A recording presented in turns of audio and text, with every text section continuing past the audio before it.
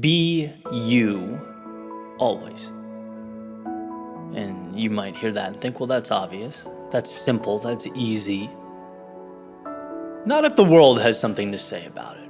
In fact, Emerson is quoted as saying, to be yourself in a world that's constantly trying to make you someone else is the greatest accomplishment.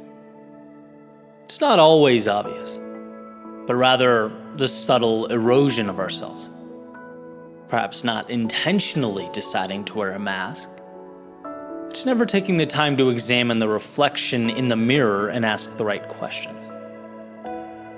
Losing our intentionality means we end up wherever the wind blows us. And that could very well be a destination we aren't too happy with. Now, this next part will seem a little trivial and insignificant. But bear with me, right? Because sometimes the most important lessons are small, but they become a portal or a gateway to understand the bigger things, right? So for me, this started with a black t-shirt. Walking into a group meeting with some amazing people from all over the country and world doing different things and helping people in various ways. And all of them, as I entered the conference room, happened to be wearing business casual. Which is great, except I haven't worn a collar in a pretty long time. I've been doing my podcast, recording videos, building my businesses in a black t-shirt. And so that's how I walked into the room. And I found it interesting that almost immediately this self-talk emerged. It's like, you stand out right now. They're gonna think less of you. Is this disrespectful? Is this showing that perhaps I don't care, right? All of these things. And so I left that day and I sat with the thoughts. They bothered me, so I wanted to spend some time with them. And here's where I landed, taking those same points one by one. Number one, if they think less of me for being me, then that would be on them and not me, right? I'd gladly fight that uphill battle to earn people's respect in my authenticity. Number two, it's not disrespectful because I am happy to be there, proud to be there. I do take pride in my appearance. I just do it in my way. And number three, be you always, right? How you show up is what matters. Having the courage to live in a way that aligns with who you are and what's important to you. And why do I say this? Because if we can grasp this idea with something as trivial and as small as a black t-shirt in a conference room, perhaps we can then push it into other areas of life. The bigger things, the more important things. Like, who's in that room to begin with, right? Who are we surrounding ourselves with? How do we spend our time? Right? There's two ingredients to this recipe. One, who am I / what matters? And two, how can I position myself so that that is the arena I'm operating in? Sometimes we don't do it because we're scared, but sometimes we don't do it because we never ask the right questions. When you can find and hold your authenticity, you feel it, and so will others. The question transforms from how can I blend in and not disrupt to how can I use the abundance that surrounds me to live a life that's meaningful? So a lot of us metaphorically walking around in collared shirts when they're not what we're meant to be wearing, right? A lot of us asking, how do I not screw this up? Instead of asking, how do I go get what's mine and do it in a way that matters to me? Be you always. And the closer you are to that, the more powerful you will be. It means understanding who in your life adds to that and who in your life detracts from it. It means looking around and asking, am I doing this for me or for others? It's that old airplane mantra. You have to put your mask on first before assisting others, or no one gets saved. No one gets the value. In a way, life is a beautiful pursuit of simplicity, of really distilling your world down to what matters and pushing away the rest. Because like moths to a flame, the complexity and unnecessary minutia finds us. It latches on and becomes what we carry around. I better not let go, says the lizard brain. This is how things are supposed to be. This is what everyone is doing. But when you find that clarity, truly capture it, yeah, you earn the respect of others around you in that metaphorical conference room, but most importantly, you earn your own respect. You, to a greater extent, appreciate that face staring back at you in the mirror. Right? Think about it this way. They do not build statues for those who blended in the best, who conformed, right? No, we build statues for those who had the courage to live in their authenticity, to do things their way. Because we understand how unique, how powerful, how difficult that is. Be you always. There's nothing more powerful than that.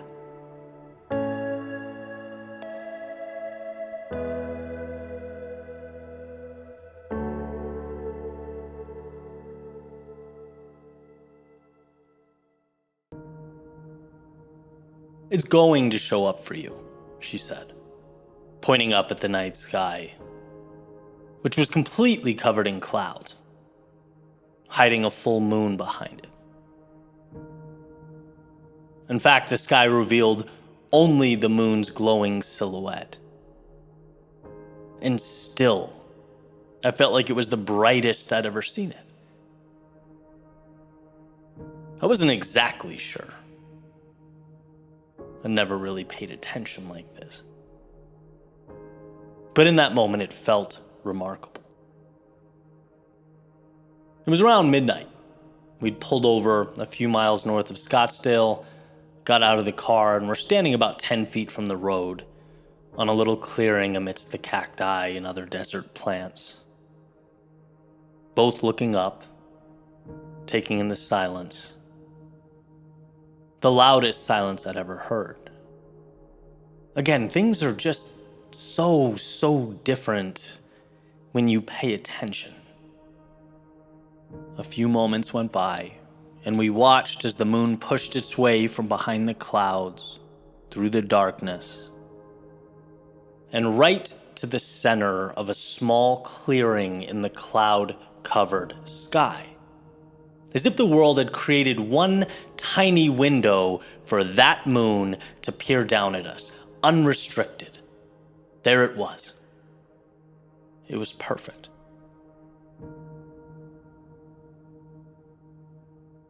I told you it would show up for you, she said. I could somehow feel her smiling as she said it. But I didn't say anything, because I didn't know what to say. Believe it or not, sometimes even people who yap for a living have no words. Then, just as fast as it arrived, it disappeared behind that cloud-covered curtain again. Just as fast as it was shining down in all its beauty, its power, its light, it was a memory. It was just like life. I feel like I've been reminded lately how fast things come and go. How intentional we have to be about stopping and capturing the beauty around us, because it is so easy to miss. It's so incredibly easy to walk right by. That window, it appears and it closes. And I've been asking, what is that window? What is that little flicker of light, that piece of life, that candle that the universe seems so hell-bent on blowing out? It must be an opening to your soul. It has to be a portal from God's ears to your heart, a message from the ether to your hands. Will you accept it? Will you listen? Because you can't dance in the moonlight if you don't get out of the car. You can't give yourself to the world if you stay inside. You cannot lead if you watch from afar. It's going to show up for you because you're going to let it in, to seek it out. It's going to show up for you because you're the kind of person who chases life down, who recognizes that this little window we're dancing through is the magic. It is the show. It's not a means to an end. It is everything. So don't lose sight of that. Put yourself in places where you are free to be the best version of you. Surround yourself with people who love you fully for who you are, who push you to step into your greatness and embrace life. Amidst the darkness, find the moonlight because it's there, I promise you, behind the clouds, away from home, beyond normalcy. It's going to show up for you because you are going to find the courage to seek it out.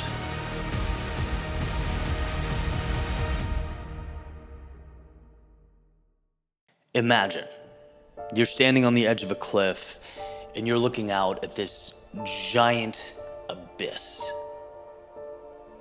And you know that what you want is on the other side.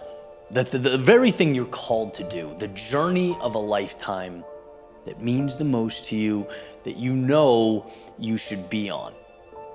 But instead of making one giant leap, you hedge. You grab a handrail or a rope. You sort of tiptoe along the outside, bracing yourself for the possibility of a fall. Look, in a perfect world, we'll say, when we know that we should be somewhere, when something's calling us, we would always take the leap. And the times that I've done that in my life, I don't regret it at all. In fact, I attribute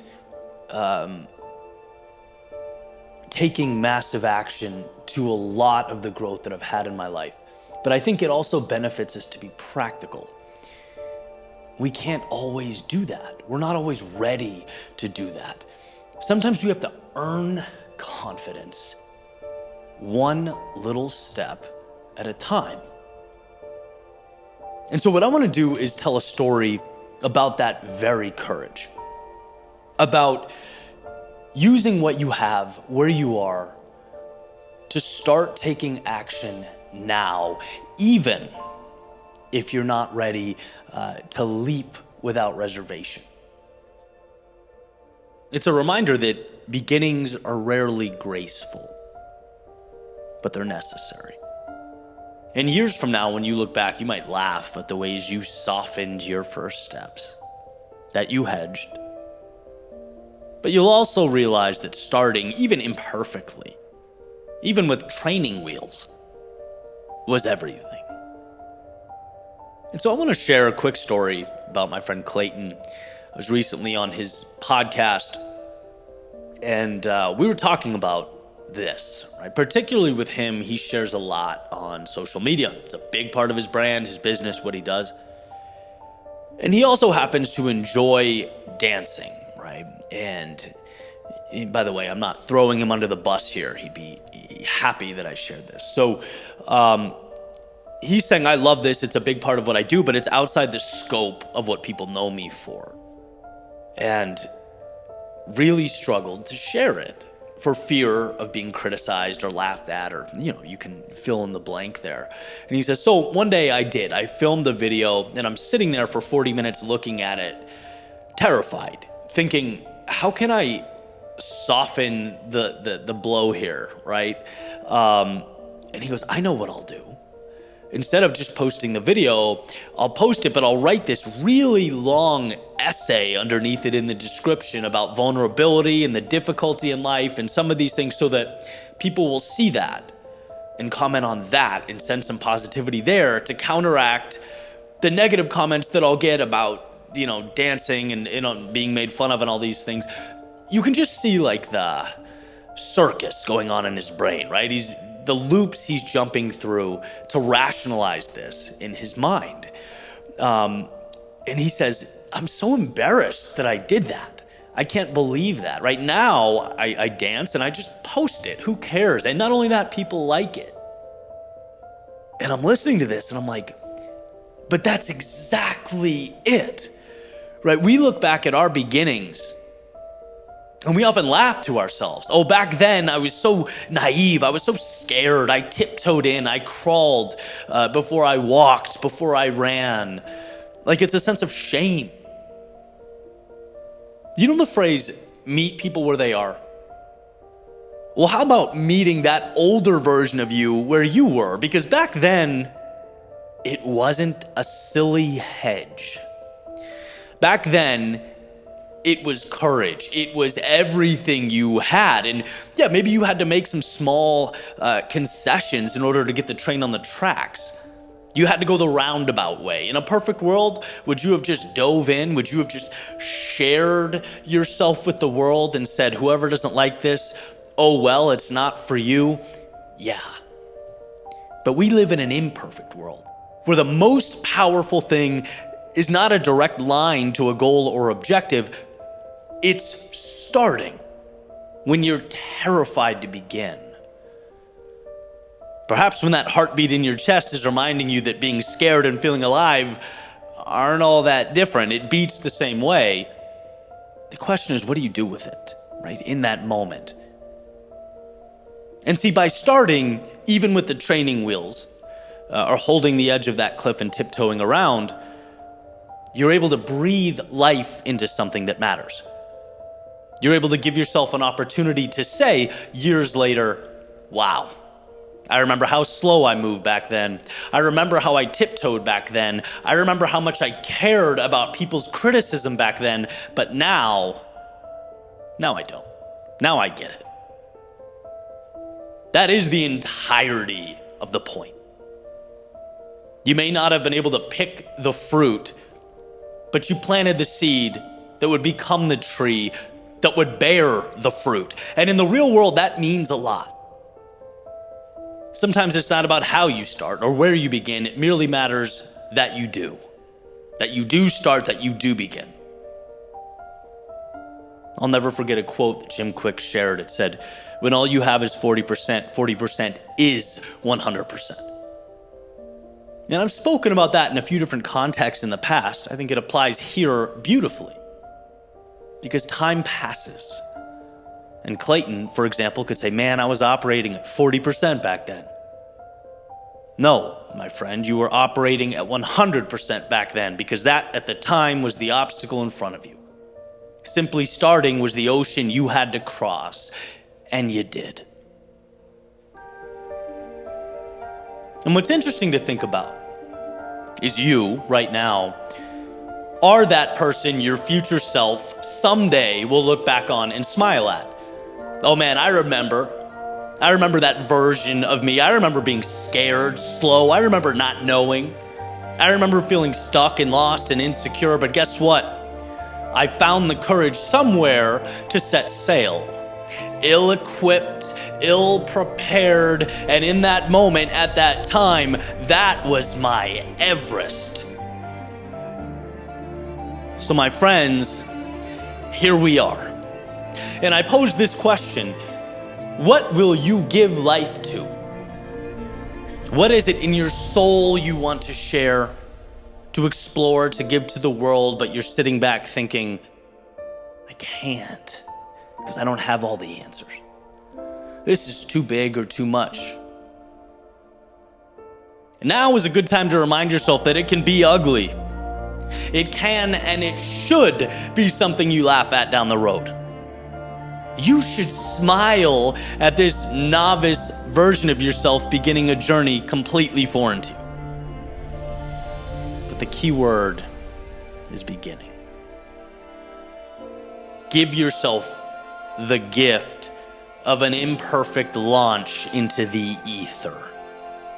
Let your world expand to places you've never been and things you've never seen. Give yourself that gift in all its imperfection, because going through the imperfection is the perfection.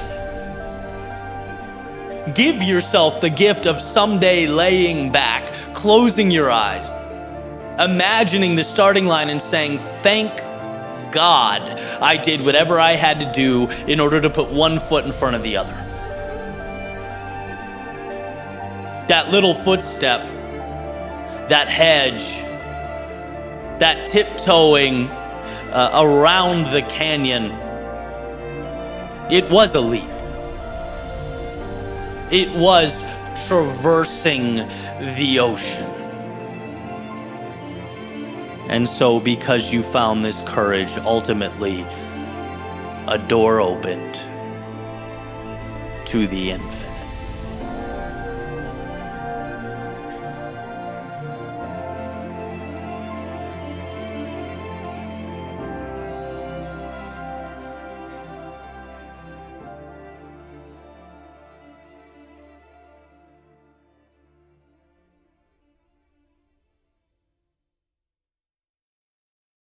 Sometimes, in order to feel bigger than we've ever felt, to grow into our potential, we have to feel small and insignificant. And what do I mean by this? Because in many ways it sounds counterintuitive. No one wants to feel less than. No one wants to feel insignificant. But it's in positioning ourselves to feel that we understand the walls we place around ourselves. We understand how big life is, and us, while we're here on planet Earth, walking around, navigating our day-to-day lives, we are but raindrops in a thunderstorm. We are a snap.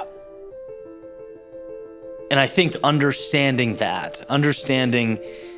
that we are a pawn on the chessboard of life, we are a cog in a wheel, it allows us to take some of that pressure off and free ourselves up to be our beautiful, authentic, powerful selves.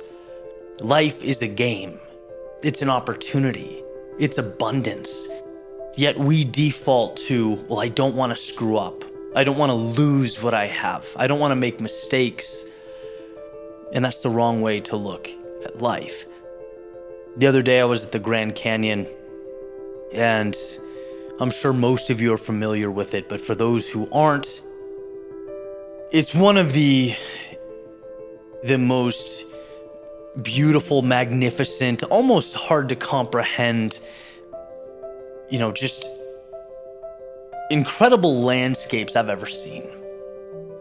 It goes on forever. It's breathtaking. It's almost like as you're standing on the edge of that cliff looking out at forever, at infinity, you realize how small the corner of life you live in is compared to this. You realize how big and grandiose the world is, and by the way, the Grand Canyon is just a small part of it. Yet, we are often confined to four walls. It just makes you realize how small we tend to think, how we box ourselves in, how we limit our potential just by stepping out and looking at the sheer magnitude of this landscape. Which, by the way, would swallow you up and continue moving on as if nothing happened. It screams of your insignificance. Now again, you might think, well, that's negative. I don't want to feel insignificant. No, insignificance in its own unique way is freedom. It's freedom to make the move. It's freedom to try things. It's freedom to take those steps you've always wanted to take, because why not? Because at the end of the day, the clock is going to run out. There's no escaping that. Right? The phrase goes, the thing about life is no one makes it out alive. And when you think of yourself as sort of high and mighty or avoiding the wrong things, trying not to break things, you miss out. The beauty of being a raindrop in a thunderstorm is there's flexibility, there's freedom. No one's looking at you, no one's pointing and waiting for you to mess up. These are things that we create in our own minds about ourselves. These are stories and narratives we write about why we shouldn't. But when you're on the ledge or the edge of that cliff looking out, you realize maybe things don't matter that much. And maybe that is a beautiful thing. Because maybe that's your reason to try the craft, start the journey, make the call. Maybe that's your rationale for looking around and going, I've been standing here too long. I've built walls around myself. I've confined myself to a world that is a fraction of a fraction of a fraction of what's out there. We are small. And the only mistake you can make is to not go and not try. You know, that trip was incredible for me. I want to say it was life-changing because it was a reset in a way. You're taking yourself too seriously. You're holding on to what is instead of opening your wings and attacking what can be.